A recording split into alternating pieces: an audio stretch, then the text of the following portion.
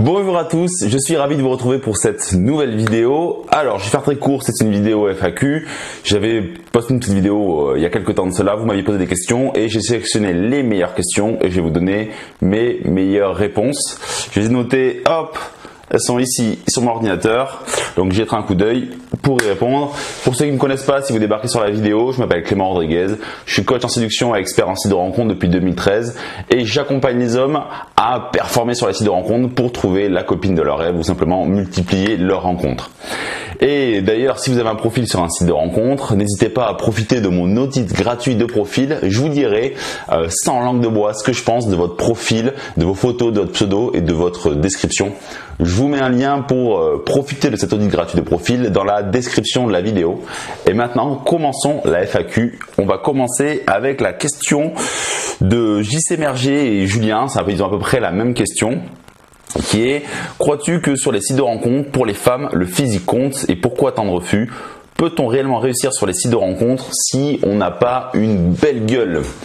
Alors, oui, est-ce que le physique compte? Oui, le physique compte, mais le truc que vous devez prendre en compte, c'est que vous n'êtes pas responsable du physique que vous avez, mais vous êtes responsable de l'image que vous renvoyez. Et ce qui va attirer le plus sur les sites de rencontres, c'est l'image que vous allez renvoyer aux femmes. Je le dis assez souvent dans mes articles, dans mes coachings, les sites de rencontres, ce sont une place de marché où se rencontrent l'offre et la demande. Vous représentez à la fois l'offre et aussi à la fois la demande parce que vous demandez un certain type de femme et votre profil représente une offre pour les femmes qui recherchent un homme. Et si vous ne maximisez pas votre valeur en vous créant un profil en béton, en travaillant au maximum vos photos, alors oui, vous allez avoir beaucoup de refus. Et si aujourd'hui, JC, tu as beaucoup de refus, c'est simplement parce que tu n'as pas maximiser l'image de ton profil. Oui, quand on n'est pas top physiquement, mais si on renvoie une bonne image, on peut réussir sur les sites de rencontres. Alors peut-être que vous n'aurez pas les plus belles filles que tous les hommes convoitent, mais vous aurez des filles à la valeur de ce que votre profil dégage et de la valeur que vous dégagez sur votre profil. J'ai une autre question de Ooms07 qui me demande: que faire quand une fille écrit sur son profil « Je ne suis pas une fille d'une nuit, doit-on le considérer si on ne cherche qu'un plan cul ?»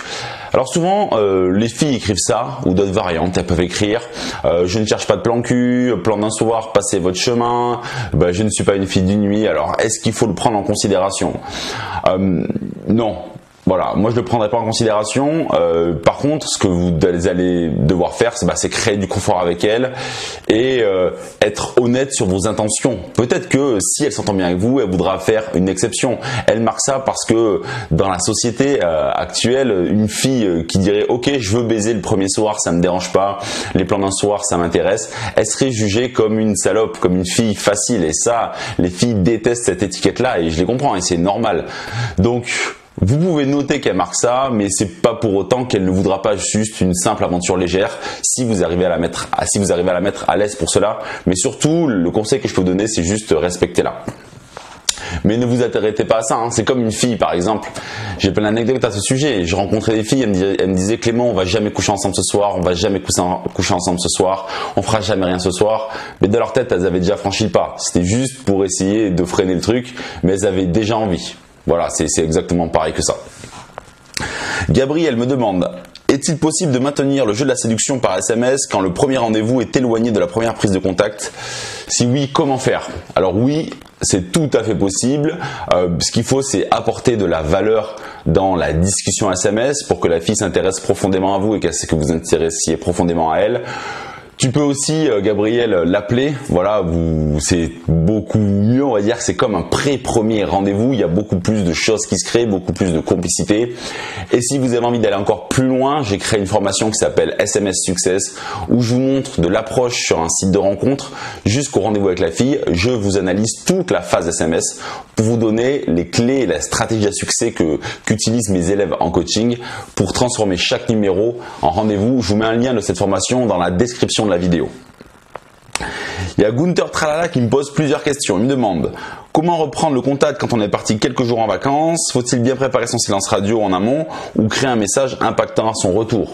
Alors Gunther, pourquoi quand tu pars en vacances, as-tu envie de couper ou de faire un silence radio avec la fille? Moi, ce que je te conseille de faire, c'est que Et d'ailleurs, vous aussi, si vous me regardez, si vous partez en vacances et que vous discutez avec une fille, c'est lui envoyer des photos de vacances avec une petite légende qui est sympa.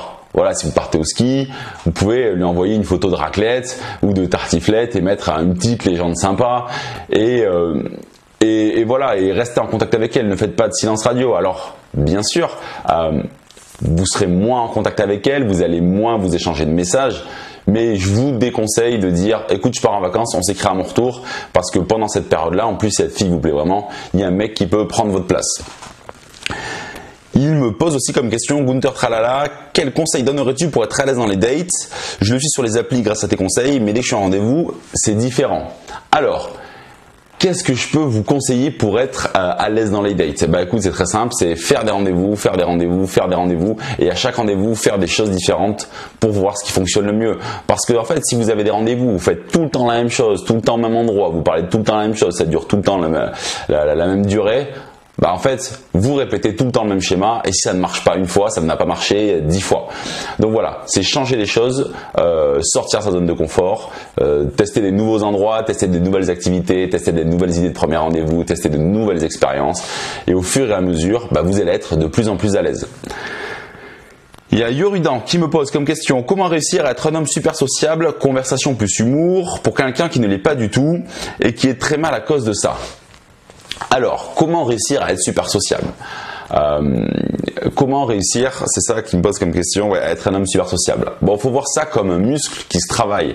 C'est petit à petit, vous allez, quand vous êtes en soirée avec des amis par exemple, ou je sais pas, n'importe quelle soirée, une soirée, un after work, avec des collègues de boulot, vous allez devoir vous forcer à prendre la parole, à parler, à réagir, à faire de l'écoute active, à donner la réplique aux gens, et au fur et à mesure de cela, vous allez réussir à devenir super sociable.